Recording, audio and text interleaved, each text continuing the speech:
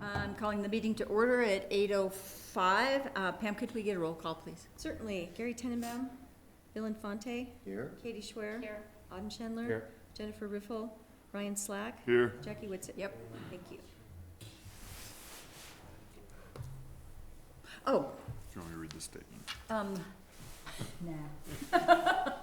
Read it to yourself. Okay, so our first item is resolution number 5, series of 20. Resolution of the town adopting an electronic participation policy for use in the event of a local emergency declaration. Ryan Mahoney and Jeff Conklin. Sure, so I'll do a quick explanation, Jeff, and he can jump in on the legal side, but, basically this is a step for us to be able to continue business throughout this COVID-19 incident so that we can do electronic meetings, so that we don't necessarily have to have the public or even council here, that we'd be able to do call-in. The idea with this is still to take public comment and have the public participation as needed, but basically trying to keep people safe and healthy while doing that. So with that, basically, our meetings are typically in vivo, where we all show up in this place and we take public testimony in this room. But in this instance, we'd like to be able to use our technological abilities to do those things from afar. So, Have you figured out how exactly yet? I know we talked about FaceTime Live and grassroots, and how do we get comments or questions yes. So from we outside? are working on that. So we'll have both call in and FaceTime Live, and so FaceTime Live, is that what it's called? That's right, I think. Or Facebook Live. No, I know it's FaceTime FaceTime. Live, thank you. And then we're going to do a dry run on that just to practice it, but we thought that being able to do the call-in as well for those that aren't so familiar or have access to the computer, that they'd still be able to go sort of that analog approach and do the old-fashioned phone in. And did I understand this is going to sunset, or was that somebody else? So this is a policy that'll be invoked when a local disaster or a local emergency is declared. And Ryan has the authority to do that, as he did during the fire in 2018. His declaration is only good for 7 days, and then has to be ratified by town council, or town council can do that. So this will be something that'll be on the books that can be kind of Popped up. invoked and deactivated as needed. So this is to get the policy on the books, and then the next action item is for you guys to put it into effect. Okay. Questions, comments? Mayor, I move the town council approve resolution number 5, series of 2020 as presented. Thank you. All in favor? Aye. Okay. The next one is Resolution 6 of 2020, resolution of the town in support of the governor declaring a statewide emergency and declaring a local disaster emergency. Ryan and Jeff again. You want to jump in on this one? Sure. So, as you probably know, the governor declared a local statewide disaster emergency. This would support that, and also declare a local disaster emergency. Not that we're not already there, but it kind of fully puts the town in position to coordinate with other local, statewide, federal agencies and receive funding if so needed. It would put into place the electronic participation policy that you just approved. And the other thing that I included in here was to allow for, and this is already probably effective in the town's procurement policy, to allow certain expenditures without going through a procurement in the event of an emergency. And so that's also noted in this resolution. Great. Questions? Comments? Mayor, I move the town council approve resolution number 6, series of 2020 as presented. Okay, all in favor? Aye.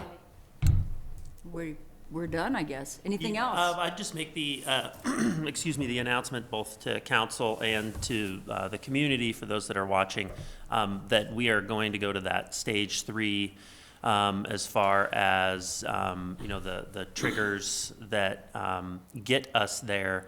In a phone conversation yesterday with Eagle County, it looks like they have officially declared community spread of the virus.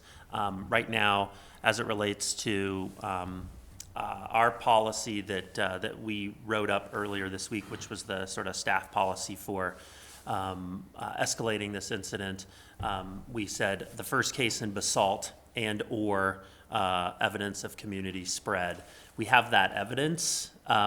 The bottleneck of testing is what's kind of holding up that official word, but certainly anecdotally on the conversations I'm having, Pitkin County, Eagle County, we're there, and so we're just trying to be as proactive as possible. What that means to the public is we'll be shutting down the public buildings, town hall, PD, public restrooms, and public works, and we will still be available. We will be here working, and people can call. We'll be posting, of course, getting this word out.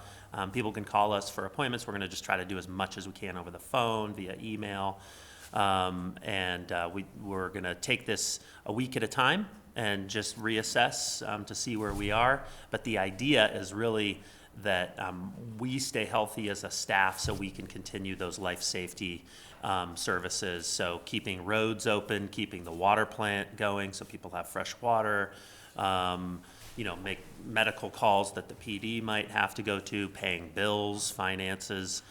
We've gotten word that we already have Erin Munch with the PD, who's on the incident management team. Christie's getting called.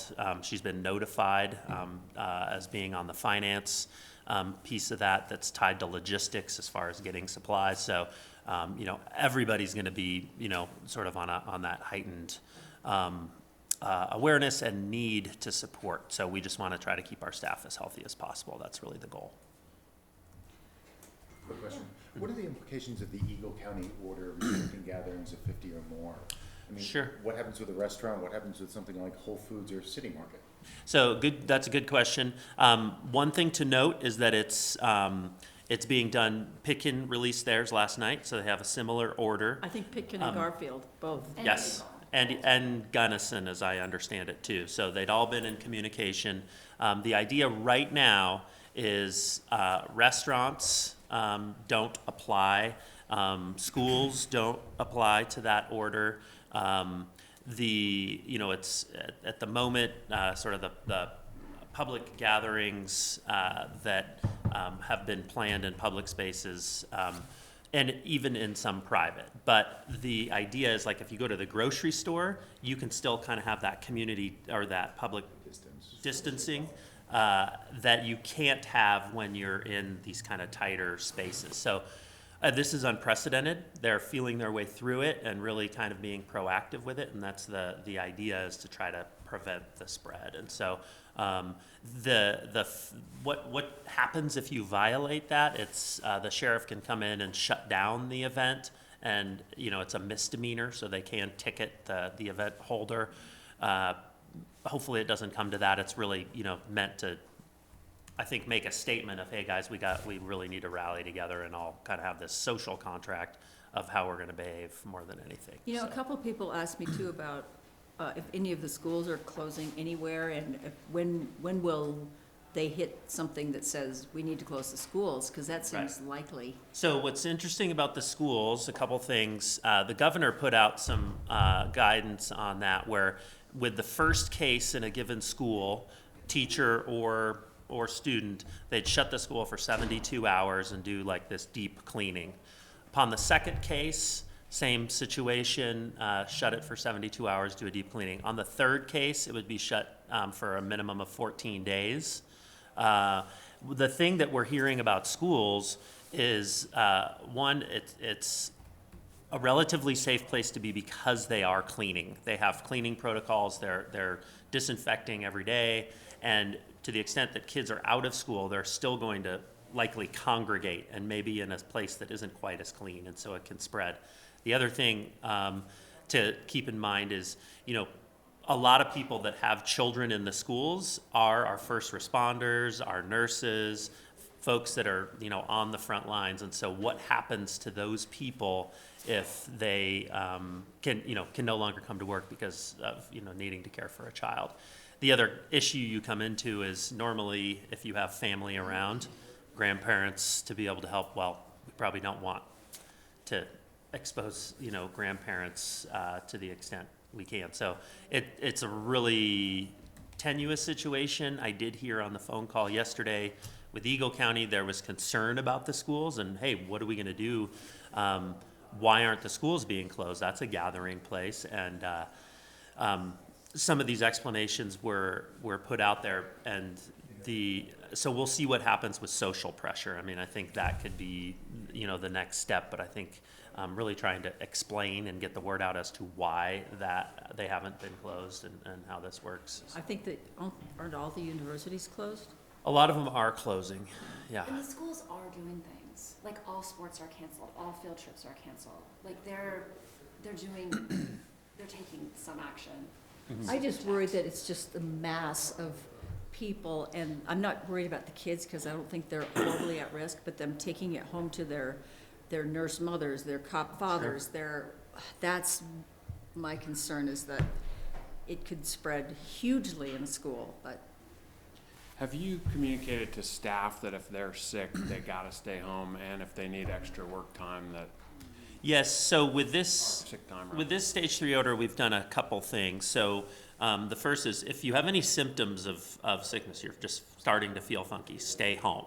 And what we're doing to try to incentivize that is, we're between now and, what was the date? I believe it's the 11th of April. The 11th of April is, basically offering 2 weeks. We won't ding you for sick time or vacation leave. We don't want that pressure on people. We just want them to stay home. After that date, certainly we'll reassess, but you'd likely have to use sick leave or vacation leave if you were still needing to be out. But these are some things that we're seeing other communities do as I think people sometimes get sensitive about their time off just because they've got limited time off, or they know they've got to keep a bank for kiddos and that kind of thing. So this just kind of alleviates that and keeps people, takes that decision making out of it.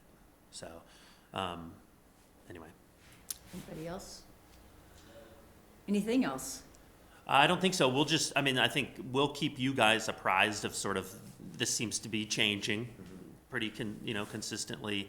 And so, I'll send out those notices to you all. And I think the big reminder, I think that people in Aspen are starting to get pretty concerned after those cases have come back positive. Once we start getting that here in Basalt, I see that happening as well. I wouldn't be surprised if you start getting calls, if, we start getting calls here.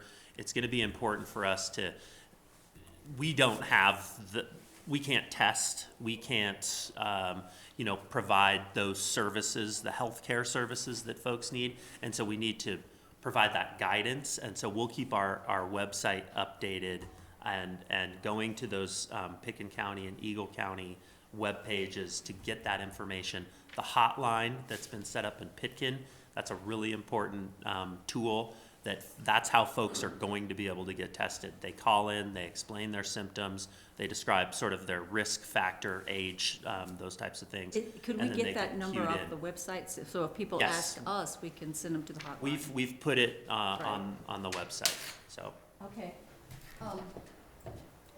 Thank you all for coming in here Thank you. on your work time, for the most part. We're adjourned. Thank you.